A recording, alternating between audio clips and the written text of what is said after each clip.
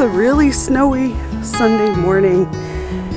I'm just going to let the animals out here, and then I have some fun things to do inside.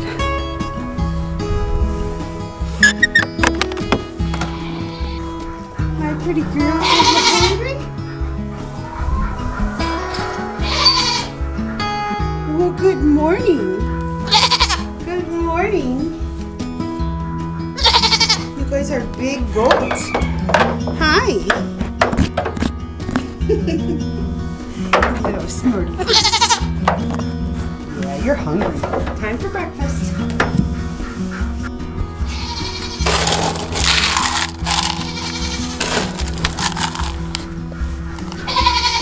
We feed the goats just a little handful of grain, just to keep them warm and happy.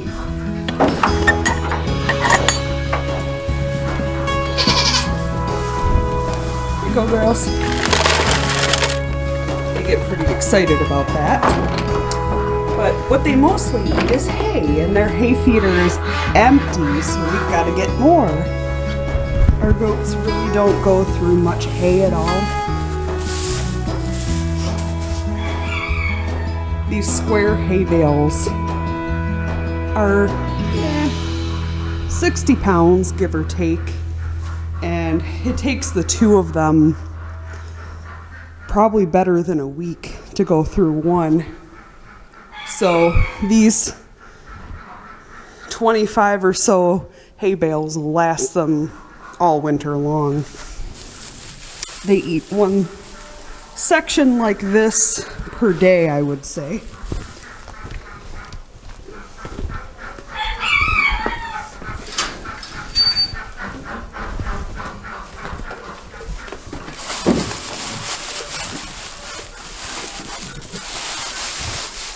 And this feeder, this hay feeder here is homemade. It's just made out of a pallet cut in half,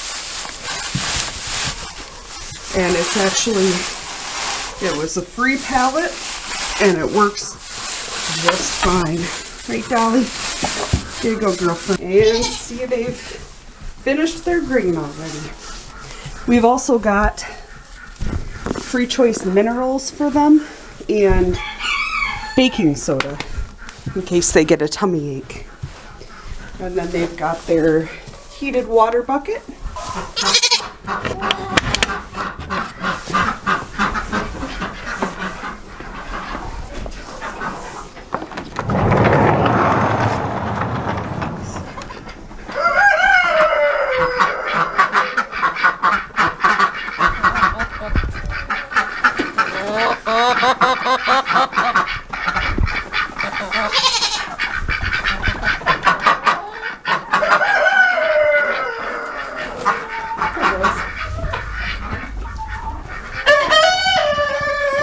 Girls, come on.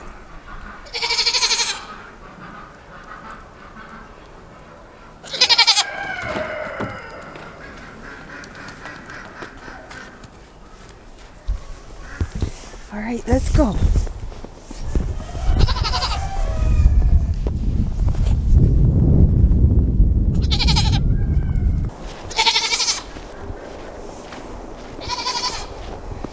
Just want to make sure the bees' entrances are open.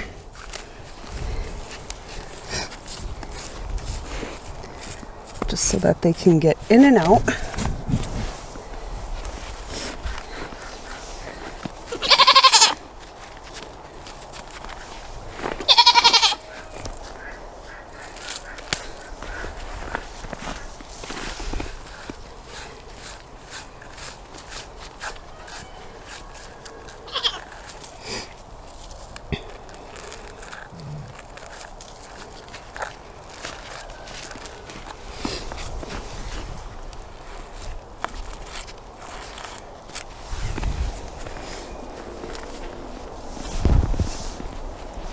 I guess I could put them outside today. This is the problem with goats. They follow you everywhere. It's cute, but it can be a big problem. Right? What are you guys gonna do today? Go potty?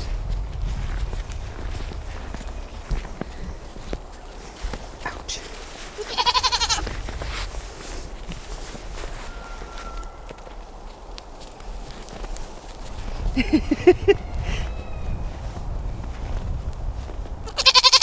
You want to go back in? Is that what you're saying? Yeah, I don't blame you.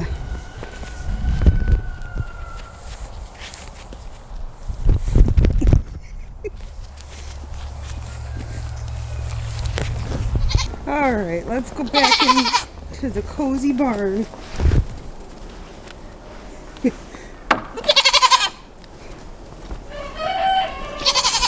Even the chickens aren't. Well, there's one brave girl, but the rest of them aren't so keen on the snow. What are you ducks doing? Huh? What are we doing, ducks?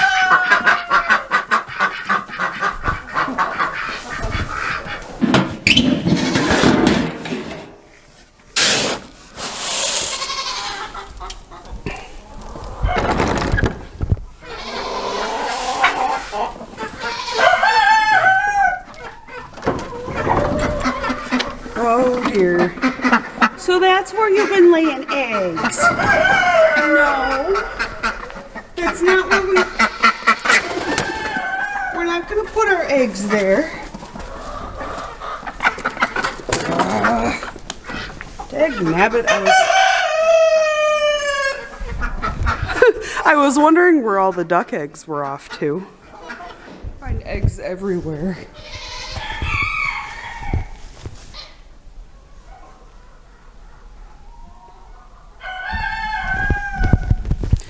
Obviously, one of the Minorca chickens has a preference for laying in the hay bales. Oh dear. Well, today is my last day of a 2-week vacation. A badly needed vacation. And it's really bright out, so pardon my squinting. But kind of sad about the vacation coming to an end. It was a staycation. Didn't go anywhere, but it was like letting out a deep breath for 2 weeks, basically. That being said, I did not accomplish much, but I think I'm okay with that. And this is Eric cooking bacon. Right ahead and all. He brings home the bacon and he cooks it. Just kidding. Today we are going to talk about making sauerkraut. Now that word may not elicit excitement in some people, but I personally really enjoy the taste of it, and it is a wonderful source of vitamins, including vitamin C and beneficial bacteria. Now I'm talking about real, true fermented sauerkraut, not the kind you buy in the store that's been canned and heat treated and has all the beneficial bacteria cooked out of it.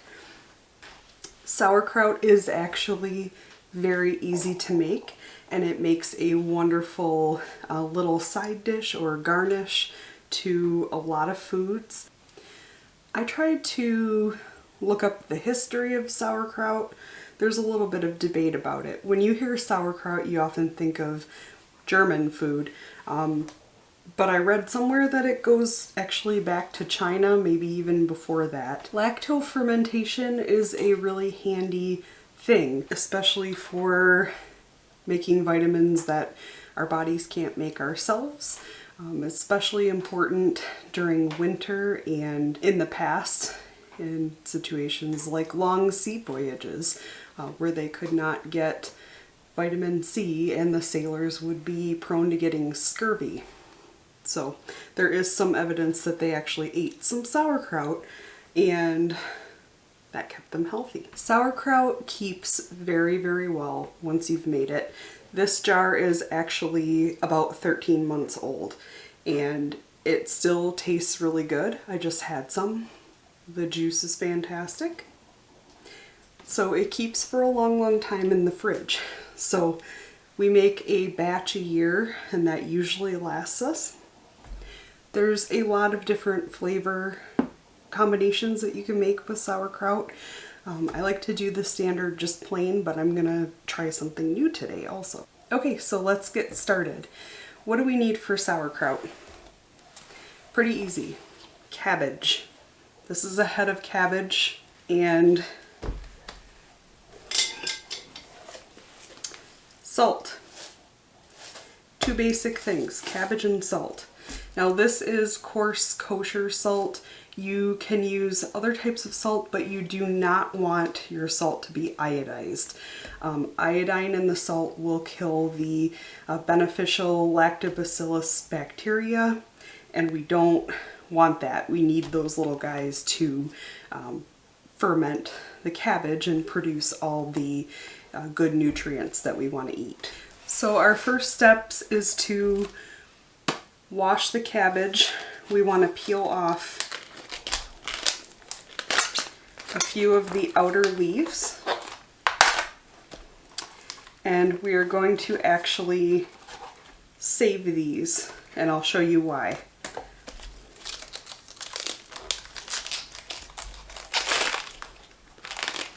Try not to rip them up if we can help it. Okay, so what we're left with is the cleaner inner leaves of the cabbage, and we need to see how much this cabbage weighs because that will dictate how much salt we need for our sauerkraut mix. So I've got a food scale here.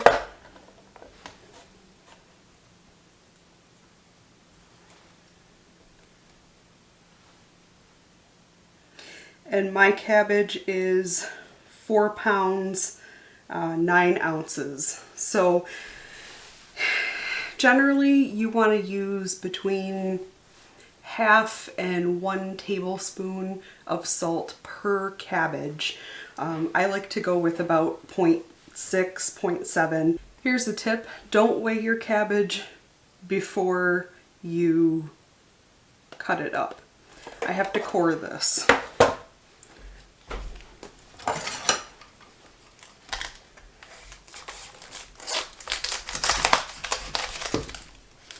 So I'm just cutting the stem off.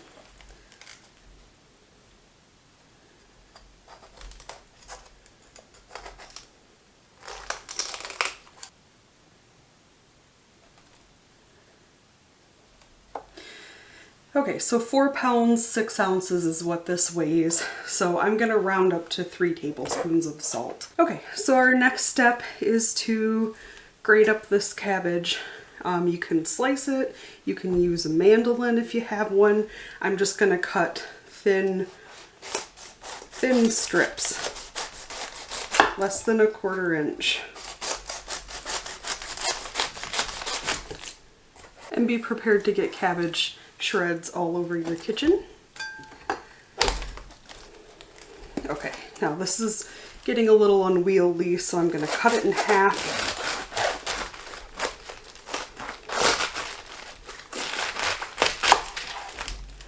Make it safer to work with.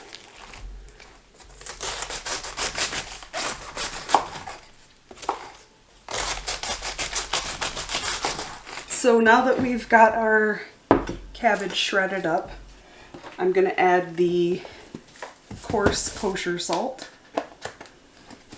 We're going to do 3 tablespoons.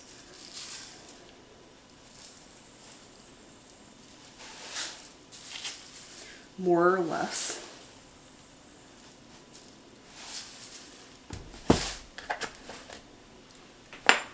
Okay, and now I'm going to take my very, very clean hands and we're going to massage. All we're doing is we're just working the salt in, getting the cabbage all coated, and just kind of turning it, making sure it's all coated, and then we're really going to start squeezing it.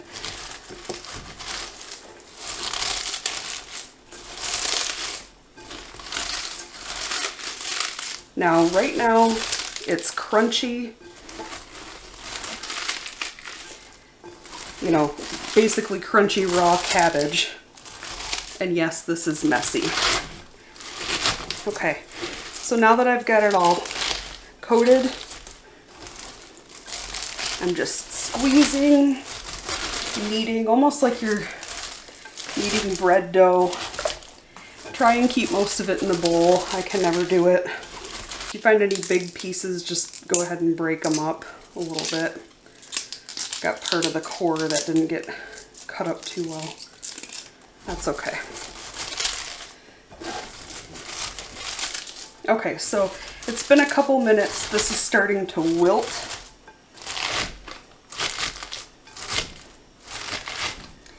And it's starting to feel pretty wet. Now this cabbage is actually making its own brine. We're not really going to add water to it unless we have to once we have it in the jars. I really like using a giant farmhouse bowl for things like this because it's heavy enough that it doesn't fly around while I'm doing this. Okay, so we're going to take our sauerkraut and package it up into our mason jars for the fermentation process.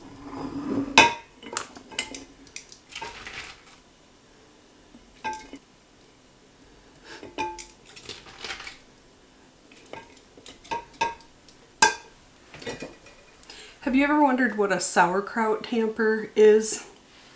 It's these things here. I got this at Lehman's when we were down there.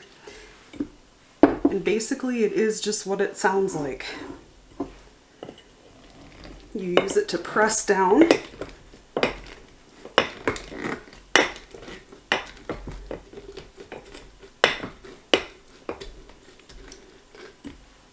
And you've just eliminated a lot of air gaps that can make your sauerkraut go bad while it's fermenting. So I'm going to pack more in. Now you don't have to use a mason jar. I really like the mason jars because they're clear and I can see what's going on inside and keep a good eye on it. But you can also use stoneware crocks. I've even used a like 2-gallon plastic food storage container before. There's a lot of different options. You just want to make sure it's something that's food safe.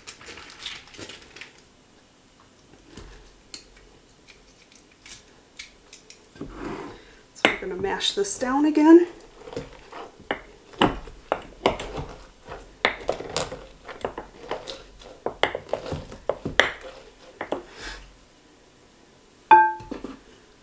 And you can fit quite a bit in here. So I'm going to add a little filtered water. So now we need to keep oxygen away from the cabbage. Remember those cabbage leaves that I saved from earlier? Right here? I'm going to use a piece of it as a covering.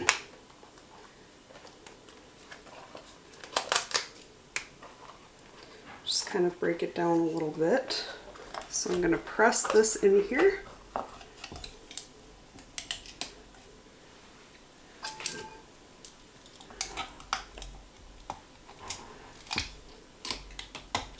And that's just going to keep the cabbage underneath clean and pressed down.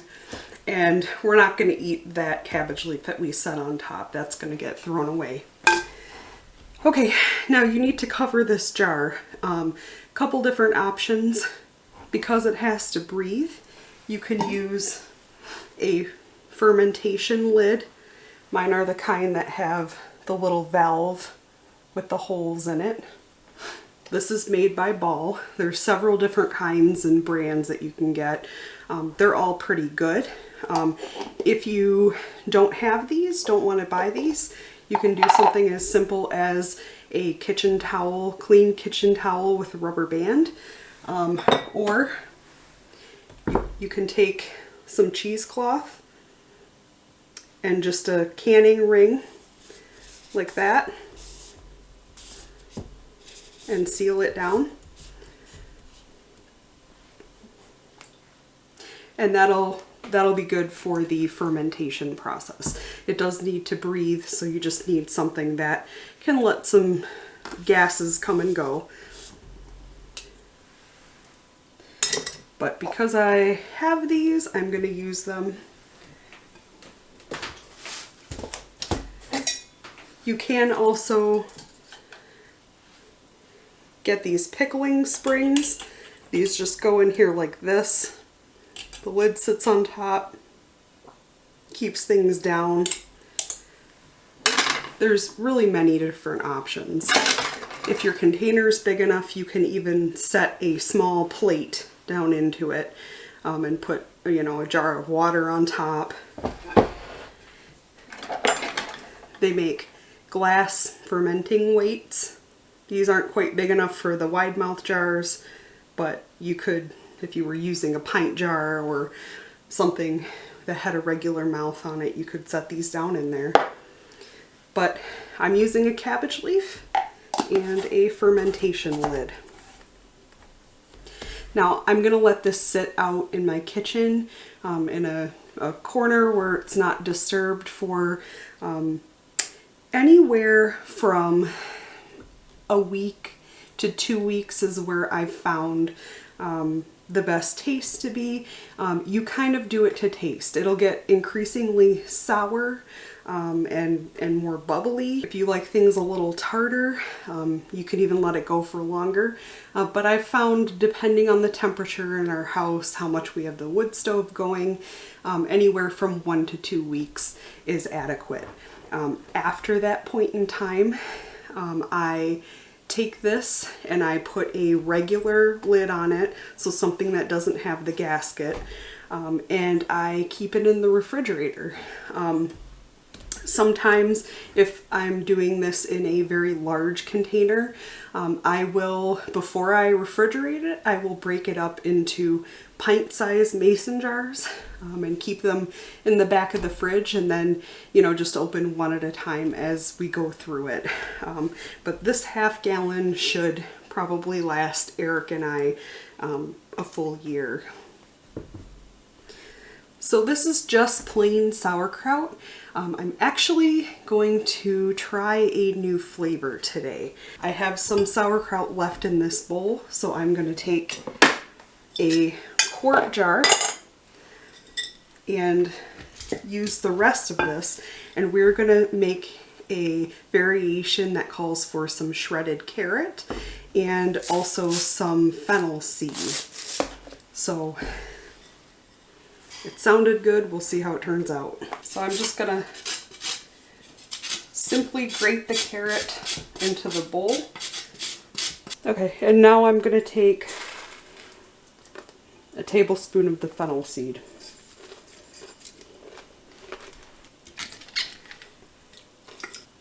So here's our cabbage, carrot, and fennel seed sauerkraut. I'm going to take another cabbage leaf. Well, first I'm going to tamp it down a little bit more.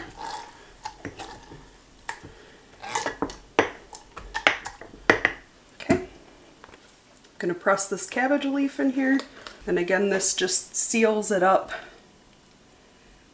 keeps it clean, and decreases the chances that we'll have mold growth. And we're going to put the lid on this one the same way. And this will sit next to our jar of plain sauerkraut. So there it is. That's how simple sauerkraut is. You can lacto ferment all kinds of vegetables. You can do peppers, root vegetables, all kinds of things. Sauerkraut is delicious. It's full of probiotics, and it's just one less thing that you have to buy from the grocery store now.